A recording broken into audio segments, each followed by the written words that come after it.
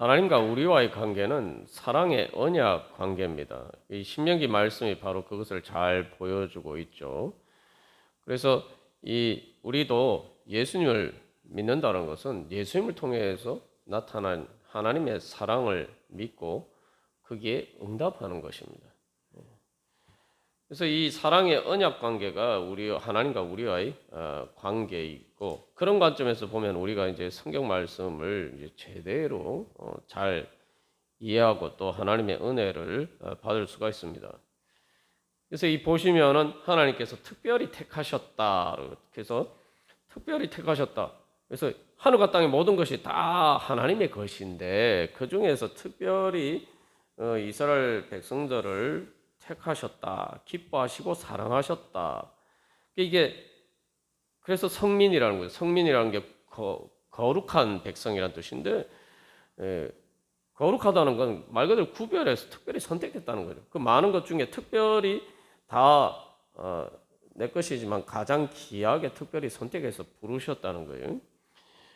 그게 바로 거룩입니다.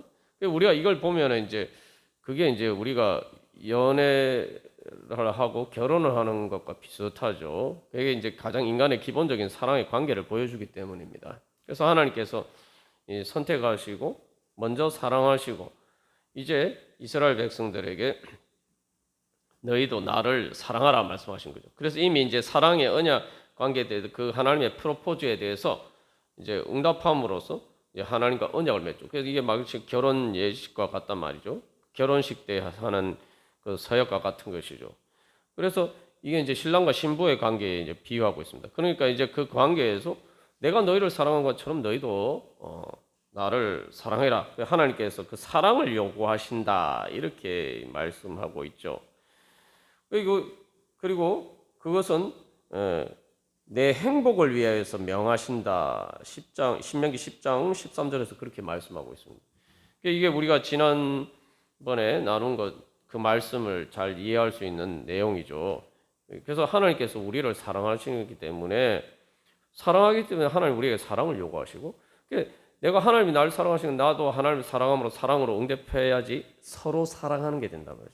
서로 사랑해야 행복해질 수가 있어요. 그래서 하나님께서 내 행복을 위해서 하나님이 우리의 행복을 위해서 너희가 나를 사랑하라 말씀하시고, 이미 하나님이 우리를 사랑하신 건 이제 기정사실이기 때문에 이제 우리만 사랑하면은 하나님과 서로 사랑하는 게 되고, 그렇게 되면은 이제 사랑의 행복을 누릴 수가 있게 되는 거죠.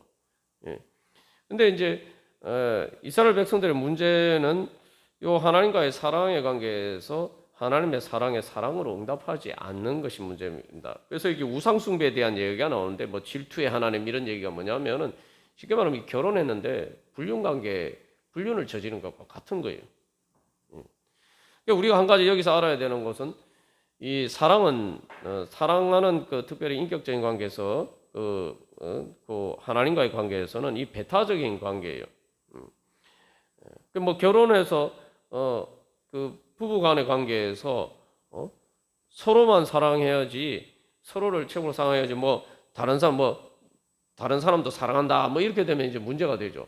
그래서 흔히 이제 연애할 때 그 상대방의 프로포즈를 거절하는 전형적인 아주 우회적으로 거절하는 멘트가 나는 너하고 친구하고 싶어. 나는 이렇게 이야기하는 거예요.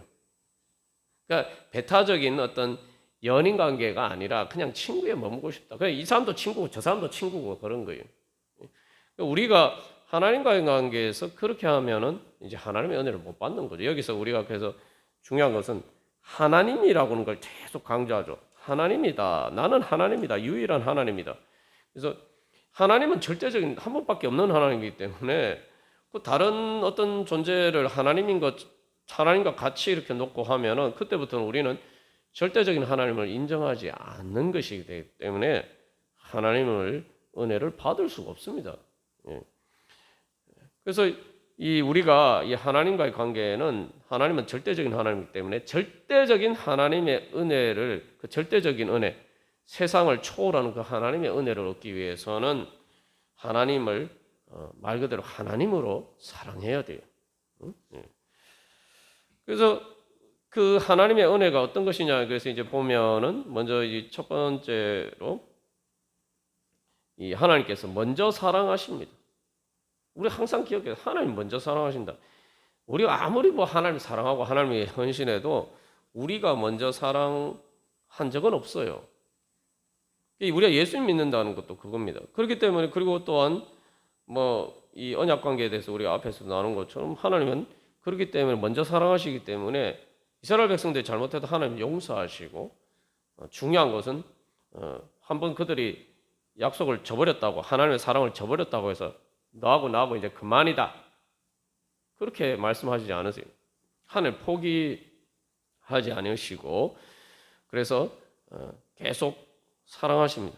그러니까 용서하시고 돌아오면은 마치 그런 일이 없었던 것처럼 받아주십니다. 그 다음에 또 이 여기서 이제 계속 하나님은 사랑하시기 때문에 하나님이 사랑하시기 때문에 하나님으로서의 그 사랑의 의무를 다 하십니다.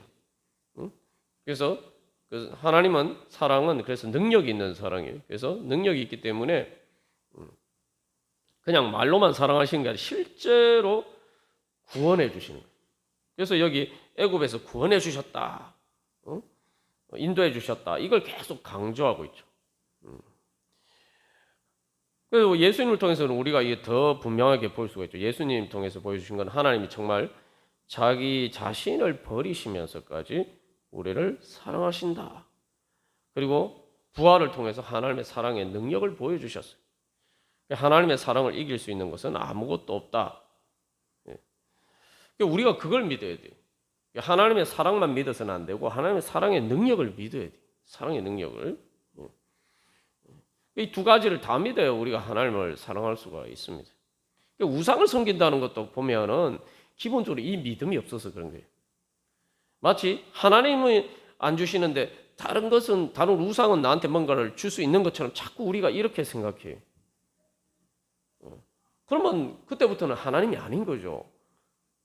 그러니까 이스라엘들 하나님과 우상을 같이 섬기는데 그런데 그렇게 섬기는 것은 하나님이 아니에요. 왜냐하면 하나님이 주시지 못하는 걸 다른 우상은 줄 수 있다? 이러면은 다른 우상이 주는 걸 주지 못하는 그 하나님은 더 이상 하나님이 아닌 거죠. 우리가 신앙생활 할 때에도 이 믿음만 사실은 이 믿음만 제대로 사 있으면은 우리가 하나님의 은혜를 제대로 받을 수 있고 우리가 그런 헛된 우상에 우리 자신을 드리는 그런 어리석은 자리에서 벗어날 수가 있지만 이게 우리 안에 계속 칼빈이 인간이 우상 공장이다 이렇게 얘기한 것처럼 자꾸 그렇게 우리가 살아갈 때가 많습니다. 그래서 계속 우리는 우리 안에 있는 그런 우상들을 이제 제거해 나가야 됩니다. 그래서 여기서도 계속 우상을 제거하라, 우상을 없애라 계속 그 말씀을 하시는 이유가 그겁니다. 우상이 있으면 하나님의 은혜를 제대로 못 받는다 이 말이죠. 그러니까 내가 하나님이 날 사랑하시는데 왜 내가 하나님의 사랑을 제대로 경험하지 못하고 하나님 나라의 영광을 받지 못하느냐. 우리가 물론 하나님을 잘 섬긴다고 하지만 내 입장에서는 그렇지만 내 마음에 어두운 부분이 있으면은 그때 항상 나도 모르는 우상이 있다는 거예요. 문제는 나도 모르는 우상이 있다는 거예요. 그 우상이 하나님의 빛을 가로막고 내 마음과 내 삶의 어두운 그림자를 만든다는 겁니다. 그런데 우리는 그 어두운 그림자를 보면은 내 안에 있는 우상 때문에 바로 그 어두운 그림자가 생겼다고 생각하지 않고 하나님이 마치 안 계신 것처럼 하나님이 나에게 빛을 안 비춰주시는 것처럼 이런 식으로 이해를 한다는 거예요. 그래서 우리가 성경에서 보면 욥과 같은 사람도 계속 그런 우상을 발견하고 그 욥의 연단의 과정도 그 우상이 깨트려지는 과정을 통해서 폭풍 가운데서 하나님이 안 계신 것 같은 가장 깊은 고난의 자리에 하나님이 계심을 함께 하시는 하나님의 사랑과 은혜를 발견하죠. 자, 이게 하나님께서 우리를 그래서 이렇게 그 능력으로 사랑하시는데 그러면 우리가 어떻게 응답해야 되냐? 결국 이 모든 하나님의 말씀은 하나님의 사랑에 어떻게 응답해야 되느냐? 하나님이 우리를 사랑하시는데 거기에 대해서 어떻게 사랑할 것이냐? 그 사랑의 구체적인 방법을 보여주는 겁니다. 이게 이제 사랑하는 거에 쉽지 않은 것은 사랑하는 법도 알아야 돼요. 많은 사람들이 사랑한다고 하면서 뭐 부모가 자식을 사랑할 때도 그렇고 연인 관계에서도 그렇고 자기 딴에는 사랑한다고 하는데 이 제대로 사랑하지 못할 때가 많아요. 왜냐하면 사랑의 핵심은 상대방에게 유익한 걸 줘야 돼요. 상대방에게 좋은 걸 줘야 돼요. 그 좋은 것이라는 건 무조건 인간적인 생각에 좋은 것이 아니라 하나님의 진리에 따라서 하나님의 진리와 의를 따른 것이 되어야지만 그게 진짜 그 상대방에게 유익한 것이 되기 때문이죠. 그렇지 않으면은 하나님의 진리와 의를 따르지 않으면 그게 뭡니까? 거짓과 불의예요. 거짓과 불의는 결국은 죄와 사망의 이 권세로 갖다 밀어넣는 것과 마찬가지란 말이에요. 그렇기 때문에 사랑하는데 하나님의 진리와 의를 따라서 사랑하지 않으면은 자기는 좋은 것을 하고 사랑해서 그렇게 사랑한다고 하지만 실질적으로 상대방을 행복하게 해주지 못합니다. 상대방이 실제로 좋은 것을 주지 못하는 거예요. 그렇기 때문에 이제 이 하나님의 말씀을 통해서 진짜 행복한 게 뭐냐? 거짓되고 행복이 아니라 진짜 참된 행복과 평안. 그래서 이 성경에서 계속 거짓 평안과 참된 평안에 대해서 이야기하고 있죠. 하나님의 진리와 의를 따른 참된 사랑의 행복이 무엇인가? 이제 이걸 이 말씀을 통해서 배우고 이제 그렇게 사랑하는 법을 배워가야 되는 거예요. 이제 하나님의 사랑을 통해서 그렇게 배워가야 됩니다. 그렇게 할 때 또 중요한 것은 이제 신명기 오늘 읽은 본문의 10장의 말씀에서는 나그네를 사랑하라 이렇게 이야기하고 있어요. 그래서 앞에 이제 보면은 구조가 7장 5절에서 13절 우리 읽은 말씀과 10장 12, 19절의 구조가 비슷하죠. 보면 비슷한 내용이 반복이 됩니다. 그런데 이 10장에서는 이 하나님을 사랑하는 방법에 대해서 이야기를 하면서 나그네를 사랑하라라고 이야기하고 있어요. 이 나그네는 뭐냐? 나그네는 이제 이방인인데 그냥 이방인이 아니고 이스라엘 백성들하고 같이 사는 이방인이에요. 그래서 이 사람들은 이스라엘 백성과 같이 살면서 실질적으로는 이스라엘 백성들하고 이제 같은 혈통도 아니고 쉽게 말하면 우리식으로 얘기하면 같은 민족이 아니에요. 같은 민족이 아니지만 같이 살면서 같이 하나님을 섬기는 사람들이란 말이죠. 그래서 이 나그네를 사랑하라는 말씀하신 거는 하나님의 사랑을 받아서 그 사랑을 나누어 줘야 되는데 그 사랑을 나누어 주기 위해서는 그것이 어디에서 나타나느냐? 이제는 말 그대로 아브라함에게 주신 축복의 약속처럼 온천한 모든 민족이 아브라함의 후손을 통해서 복을 받을 것이다. 그러면 그게 뭘 의미합니까? 말 그대로 온천한 모든 민족이 차별이 없어야 돼. 다 온천한 모든 민족이 한 가족, 한 민족처럼 돼야 돼요. 같은 하나님의 자녀, 하나님 나라의 백성. 그게 하나님 나라입니다. 그래서 하나님 나라에서는 차별이 없다는 거죠. 그래서 온천한 모든 민족에게 복을 주시겠다. 너를 통해서 복을 주시겠다. 온천한 모든 민족에게 복을 주는 사람이 되려면은 나하고 혈연 관계가 다르다. 뭐 나하고 이런 게 다르다고 차별하면 안 돼요. 말 그대로 한 가족처럼. 그래서 하나님 아버지가 같은 하나님 아버지를 섬기는 한 가족으로서 대해야 된다는 거예요.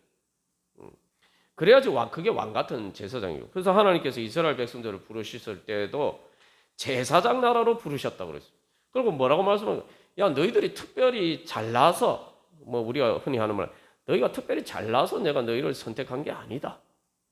너희들이 오히려 세상 모든 민족 중에서 약하기 때문에 숫자가 적고 약하기 때문에 애굽에서 노예 생활했잖아요. 노예 생활하고 있었잖아요. 그리고 아브라함과 이삭과 야곱도 그들이 나그네였어요. 그 가나안 땅에서 나그네였어요. 그런 그들을 하나님께서 외모로 취하지 않으시고, 그러니까 인간적인 조건으로 보지 아니하시고 선택하시고 사랑하셨단 말이죠. 오히려 약하기 때문에 선택해서 사랑하셨단 말이죠. 그래서 하나님의 사랑은 그 약함을 채워주는 사랑이죠. 이게 사실은 이제 좋아하는 것과 다른 거죠. 좋아하는 거는 그냥 상대방에게 좋은 것이 있어서 좋아하는 거예요. 근데 하나님의 사랑은 좋은 부분이 있어서 사랑하시는 게 아니라 그냥 이유가 없는 거예요. 뭐 진짜 사랑하면은 왜 사랑하냐면은 뭐 이게 좋아서 저게 좋아서 뭐 이유를 댈 수도 있지만 진짜 좋으면 그냥 좋은 거예요. 어? 이유가 없는 거예요. 하나님도 마찬가지입니다. 그렇게 먼저 사랑하시고 그래서 부족한 부분은 하나님이 사랑으로 채워주시는 거예요. 이게 이제 하나님의 사랑입니다. 그러니까 이스라엘 백성들이 그런 사랑을 받았단 말이죠. 그러면 그런 사랑을 받았으면은 그 하나님에 대해서 하나님을 사랑해야 되는데 그러면 하나님의 사랑이 어떻게 응답하냐? 하나님의 사랑의 빚진 자로서 똑같이 하나님이 그들을 사랑하셨듯이 그들도 나그네를 사랑하라는 거예요. 그게 하나님을 사랑하는 방법이에요. 그래서 하나님의 그런 사랑의 통로가 되면은 하나님의 사랑에 더 큰 행복을 얻게 되는 거예요. 그러니까 단순히 하나님하고 나하고 관계뿐만 아니라 이 다른 사람들과 하고 이제 내가 먼저 사랑함으로써 서로 사랑하는 행복한 관계를 이루어 하는 거죠. 그래서 그걸 통해서 하나님이 주신 참된 행복을 얻을 수 있습니다. 하나님과의 행복이라서 하나님과 1대1만의 관계가 있는 게 아니에요. 하나님과 관계에서 내가 하나님을 사랑하면은 그 다음에 사람들을 사랑할 수 있게 되고 그 사랑의 능력을 얻게 되면 내가 사람들과의 관계에서도 다른 사람에게 행복을 주고 나도 행복해질 수 있습니다. 그러니까 점점 더 내가 행복해지는 거예요. 그러니까 하나님은 그렇게 점점 행복해질 수 있는 방법을 가르쳐 주시는 겁니다. 여기서도 이제 하나님이 사람을 외모로 보지 아니하시고 고아와 과부를 위하여 정의를 행하시며 나그네와 약한 자들을 사랑하여 그에게 떡과 옷을 주시는 하나님이다. 그게 하나님이라는 거예요. 내가 나그네를 사랑하면은 내가 하나님을 대신하는 사람이 되는 거고, 그러면 하나님 대신한다는 것은 하나님의 사랑이 나를 통해서 흘러가는 것이고, 그래서 하나님의 사랑으로 내가 더 충만하게 되는 겁니다. 여기서도 고아와 과부를 위해 정의를 행하신다. 하나님의 그 의를 따라서 이제 말 그대로 부족함을 채워서 그래서 서로 사랑하는 행복의 관계, 하나님 나라를 이루어 가고자 하시는 것이 하나님의 뜻입니다. 그래서 이것은 결국은 다 하나님께서 우리의 행복을 위해서 주시는 말씀입니다. 결국 내가 하나님을 사랑하면은 내가 사랑해 할 수 있는 능력을 얻게 되고 또 내가 그것을 통해서 다른 사람들과 사랑하면은 내가 그만큼 행복해지는 거예요. 우리가 종종 하나님을 사랑하게 되면 오해하는 것은 하나님 내가 사랑하게 되면은 음으로써 사랑의 행복을 이룰 수 있다. 사실 하나님이 그 행복을 주시기를 원하는 겁니다. 세상의 어떤 행복도 사랑의 행복과 비교할 수가 없어요. 사람들도 다 압니다. 예수를 믿든 믿지 않는 사람들도 다 알아요. 그런데 정작 그것을 구하지도 않고 또한 그것을 행할 수 있는 능력도 없기 때문에 우리가 행복하지 않은 거죠. 그러나 하나님께서 오늘도 분명히 말씀하십니다. 내가 오늘 내 행복을 위하여서 내게 명하는 여호와의 명령과 규례를 지킬 것이 아니냐. 그래서 하나님을 사랑하고 이웃을 내 자신과 같이 그렇게 사랑하는 그 사랑을 통해서 하나님 나라의 행복의 영광에 참여하라고 우리를 불러주십니다. 우리 이 말씀에 따라서 주님께 응답하면서 주님, 제가 먼저 우리가 진정으로 하나님 사랑하게 해 주시옵소서. 제가 하나님 사랑한다고 하는데도 저도 모르는 우상들이 많습니다. 그래서 하나님의 사랑을 받는 것을 가로막는 우상들을 무엇인지, 그 장애물이 무엇인지, 제 마음의 어두운 그림자를 만드는 것들이 무엇인지 주여 깨닫게 하여 주시고, 그래서 하나님을 정말 마음을 다하고 목숨을 다하고 뜻을 다하고 힘을 다하여서 온전히 사랑함으로써 하나님의 사랑, 하나님의 그 완전한 사랑 밖에 부족함이 없도록 인도하여 주시옵소서. 우리 함께 기도하겠습니다.